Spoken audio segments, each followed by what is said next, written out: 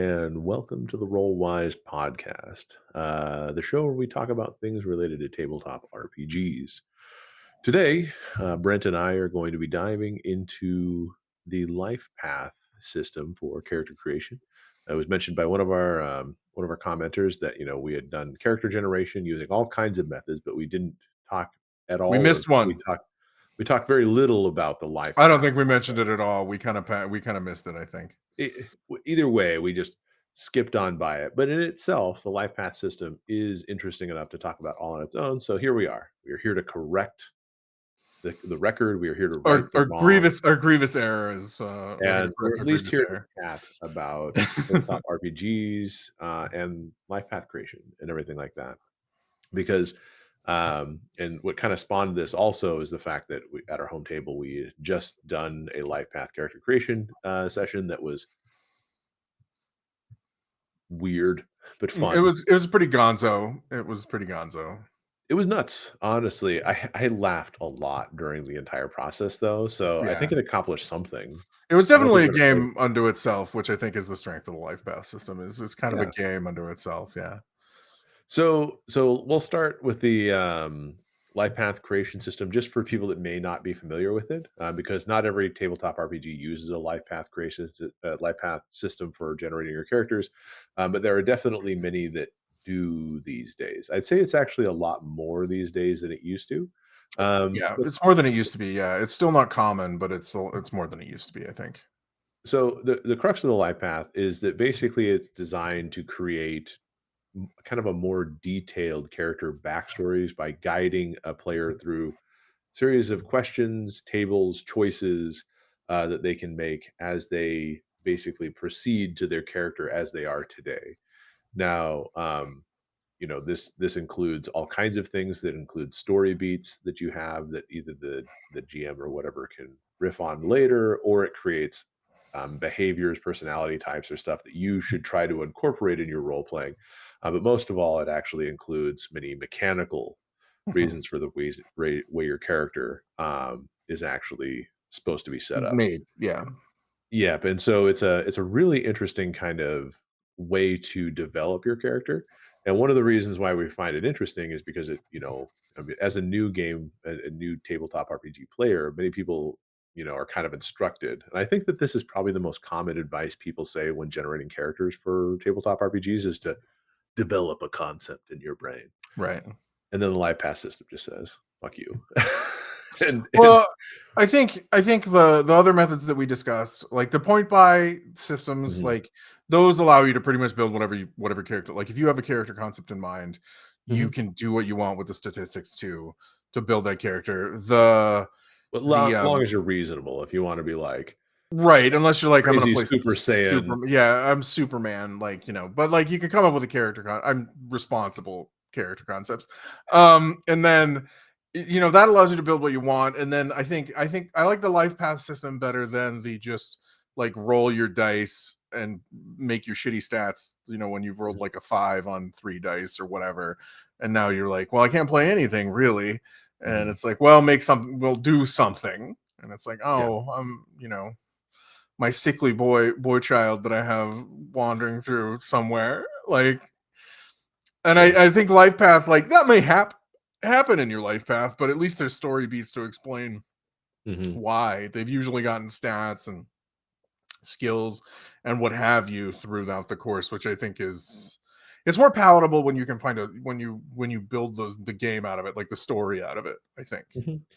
Well, and something that I guess I hadn't really thought about maybe as much is that I think that if you look at a life path system, the other benefit that you may get out of it, is that in addition to some of the mechanical things, you're more integrated into the setting, the story, the world a little bit more because you have components of your character that are like based on certain things, like so. And not to use the one last night, but there was a lot of gang activity last night for some reason in our Right. ragtag bunch of homeless Confusing college gang academics. activity.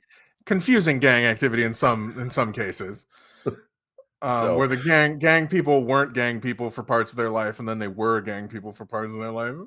yeah, but like I mean, to go on some of the other types of games that use life path and everything like that, I think You had mentioned this when we talked about it before, is Traveler uses a career path system and stuff like Yep. that. So you get associated with like a lifestyle that exists within the setting of Traveler, as Right. opposed to Exactly. Yeah. instead of trying to just create something generic that could fit into the setting, you're actually Right. integrated into the setting as part of the whole process of Right, development. versus like the proactive role playing thing and everything where you're just like it's like write it makes choices or write a story.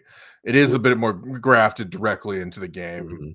mechanically, which you're right is good. It allows you to build that story within the framework of the world.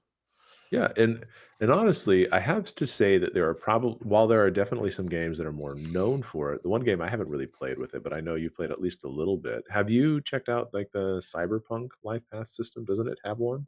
It does, but that's less a mechanical. It doesn't really I don't believe I don't believe it's mechanical. I believe it's a like you roll for your family and your like Mm, contacts and stuff like that. But I don't think I think you build out the character statistically but first, and then you roll down the life path just to build your character's story.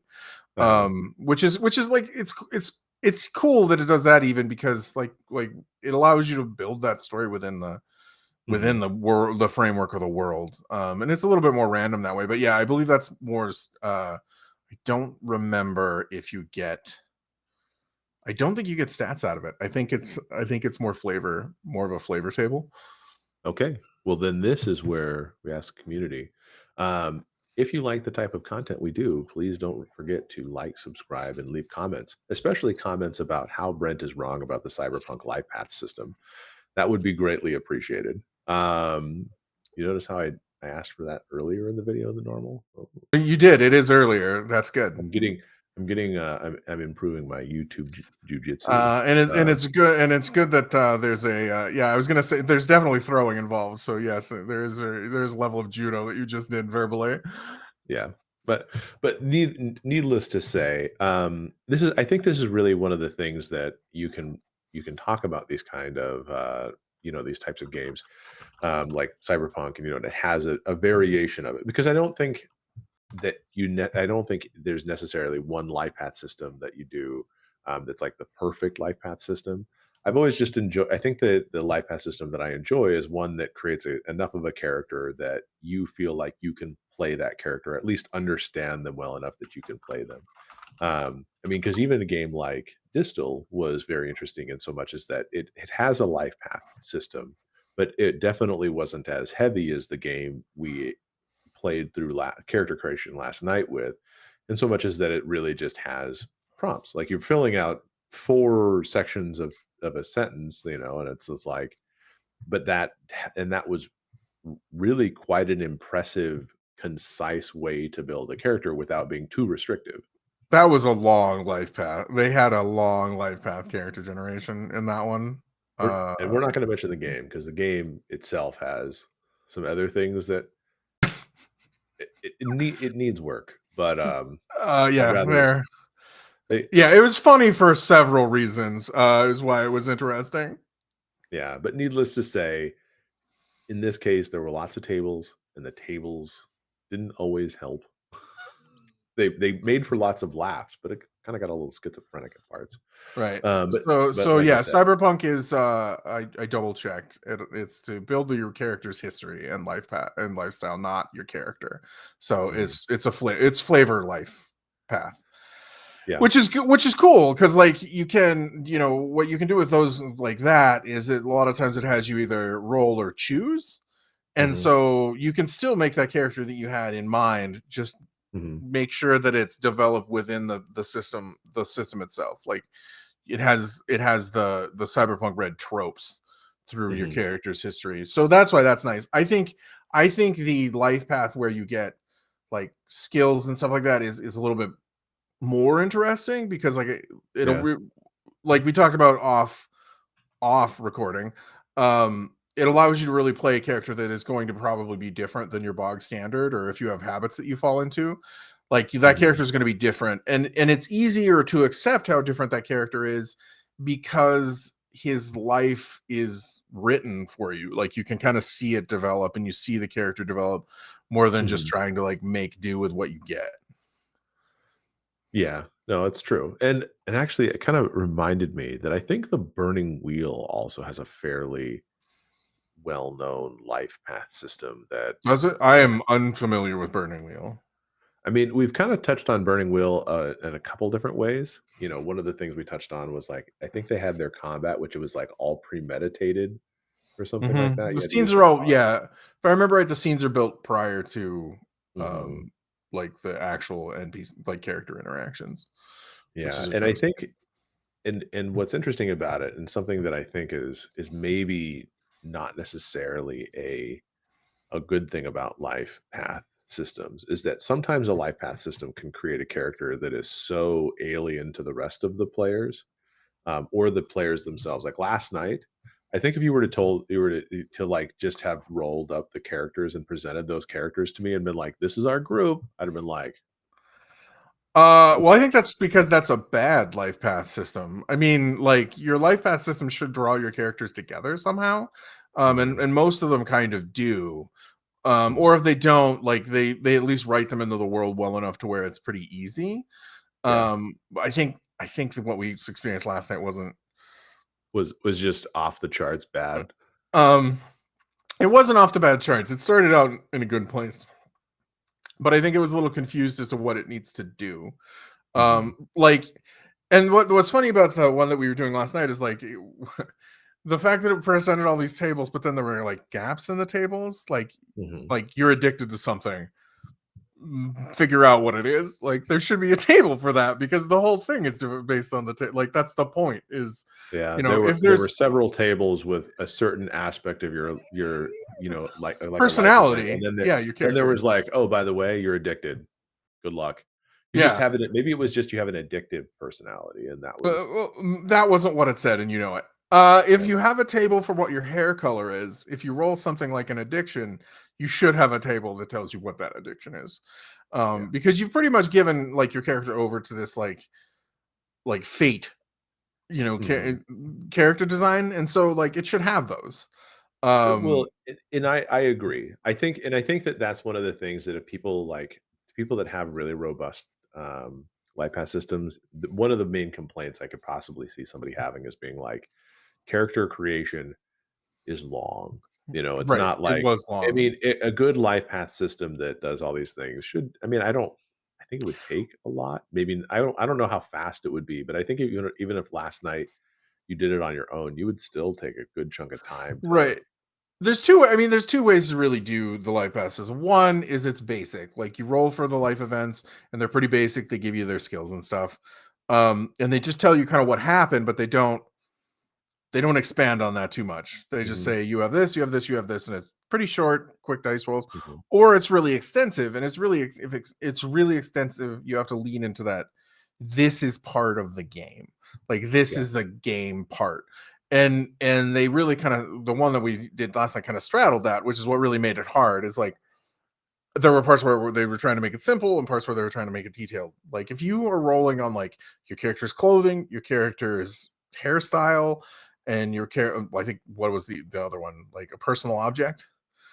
Like if Oh, you there was a lot I mean, it was yeah. lots of tables, But I so mean, those are three things, like those are three like character decisions, like how your character dresses or their hair is probably something you just decide for your character usually. But if it's mhm, that detailed, then it's gotta be you gotta lean into it being, well, this is a game. This is a game before you start the game. And like you gotta kind of detail everything. mhm. Um you gotta kind of write out everything and expect that it's gonna be long. Like it Yeah. and especially if it's for like what we did it with four people. Yeah. So yeah, it's really long and it's a lot of dice rolls. Well, and the other thing that's and especially because if you do it as a group, because I feel like, when we talk about life path games, are there it's like a session zero all in itself of fun. Hmm. And honestly, sometimes I played games where character creation was the most fun I had in the game. So sadly, it, Yeah. enough, but like that when the optimism is there, the potential is unlimited, and like you're having fun just thinking about your character and all these things before they start flubbing every role and turning into Making bad decisions. Yeah. just some comical, caricature of a character that you thought that they should be. I mean, there's a lot of fun that's to be had. And in fact, even last night, people started making connections that were like between certain aspects of their history that Mhm. were interesting, that that had potential and were a lot of fun. Um, so I think that when I look at some of these games, like I feel like is there a game that stands out for a life path for me? I actually don't think so. I don't think that I gotta probably play some more of them. I kind of I want to try the old Traveler and try that out. Traveler's the one that stands out for me. Did I Um, played it and once, I think. I played a one shot where the character I was generated. have made multiple characters in Traveler, even though I haven't played the game very much. I think I played it once. Yeah. But making characters in Traveler is like really fun. And so you find yourself like if you're a Mhm. Traveler player, you probably find yourself rolling up life path characters just to roll up life path characters. Yeah. I think one thing that they've got away from in the newer systems is the fact that if you weren't careful, you could die in character creation. Like you could make a Of course. character that literally something happened and they were unplayable for some reason. This was definitely in Hackmaster was one of the most notable for that for me was like, Yeah. you fall and break your head open and you slip I on a wet floor in the monastery and your character dies. Start character creation over. Like that was really interesting, but I think Traveler is probably mhm. the most famous and the most has the most notoriety for its life path system. I wonder, because did Warhammer Fantasy have a life path system in it?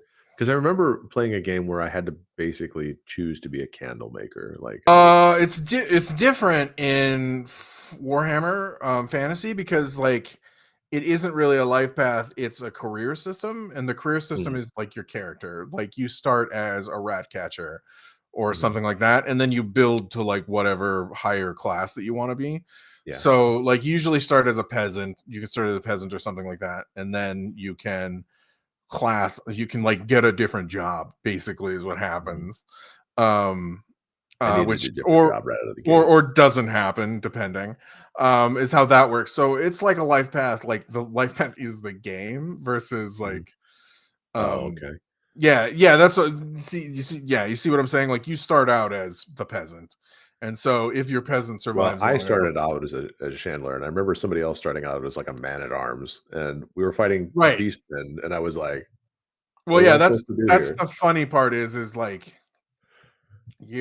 it's you start at different points in life, Mike. I I was just a started at the chimney. wrong point. I was a chimney sweep in one game of Warhammer Fantasy when I made a character, so So okay, so speaking of that, so tips and tricks maybe that you have for using LifePath, because it sounds like you've definitely played more than I have using LifePath type of games.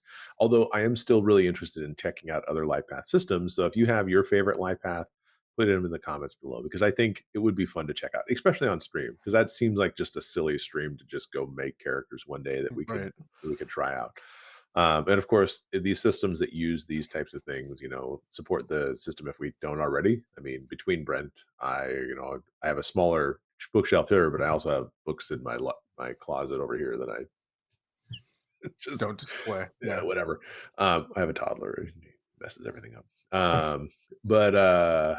But if you have those recommendations, let us know. So tips and tricks. Um, I mean, d- would you have any tips for somebody getting started to like life path type games and all that kind of stuff, or what would you suggest for them? If you're a GM and you're running a game where there's a life path, one, make sure that you read it over. Like go through it yourself, just so you know, Hmm. kind of have a general idea of what it is and how long it's going to take. Because again, if it's a long life path, like at some point you're going to have people just sitting around.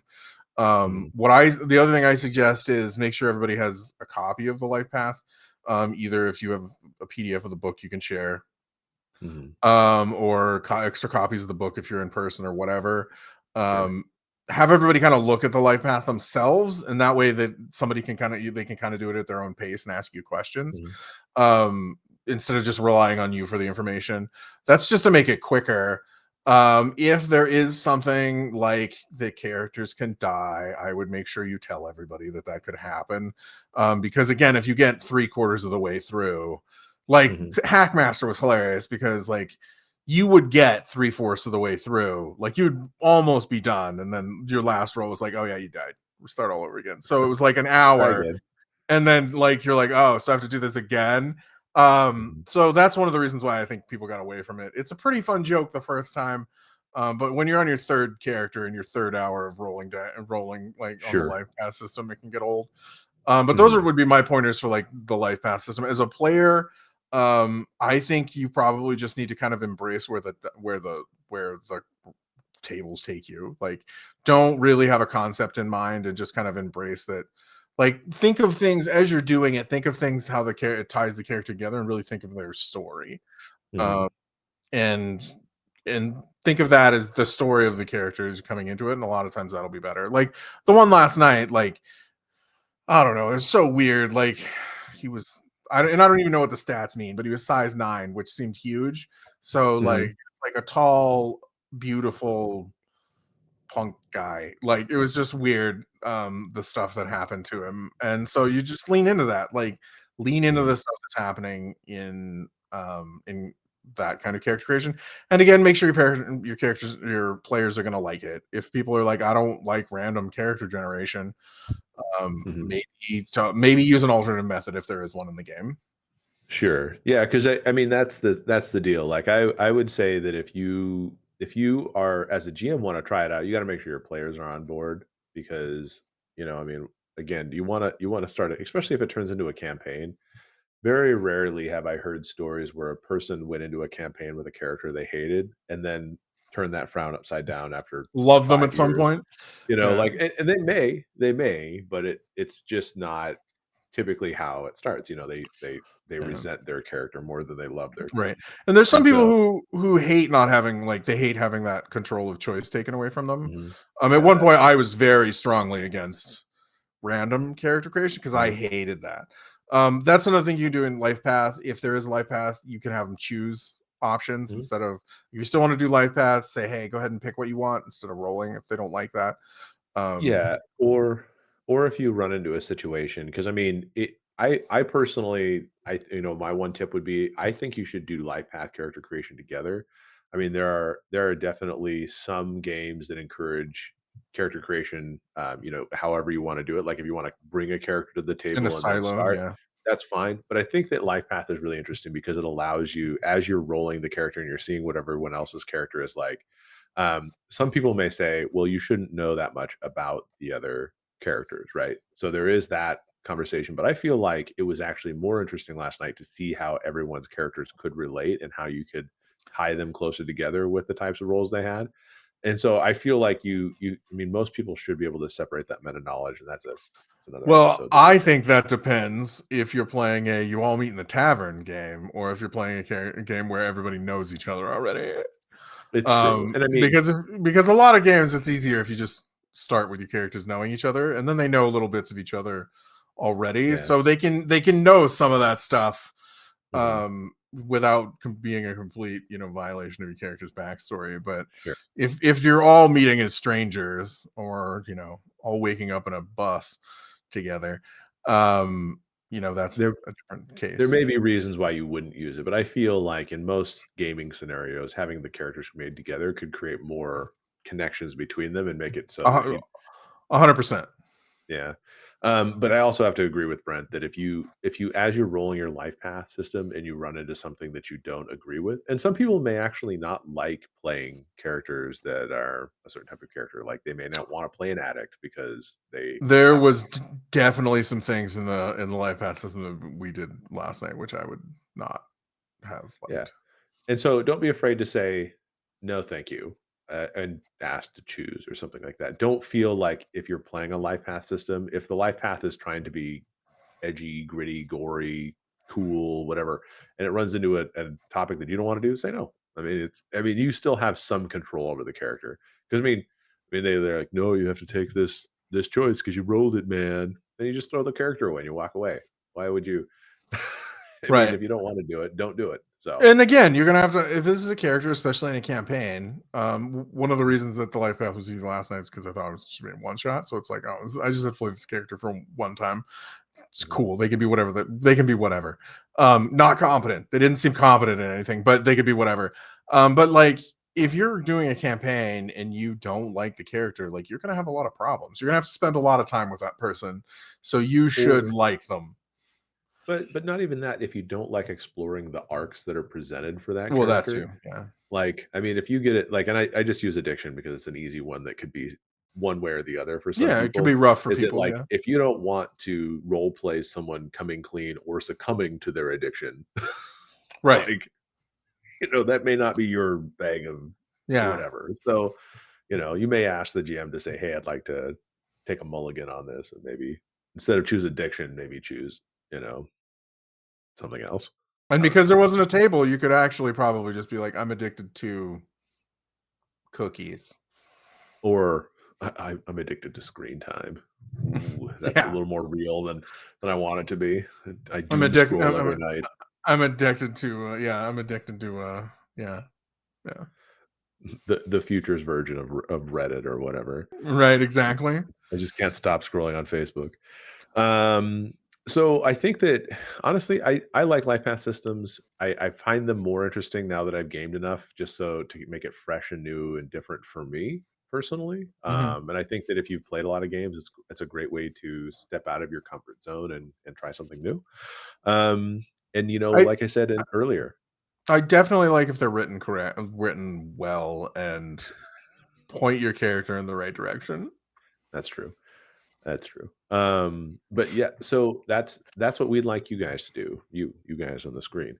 If you have your own games or stories, or maybe you have your own situation which cemented either one way or the other why you like your life path system or why you don't like your life path system or whatever it is, let us know. I think it's all would be very interesting.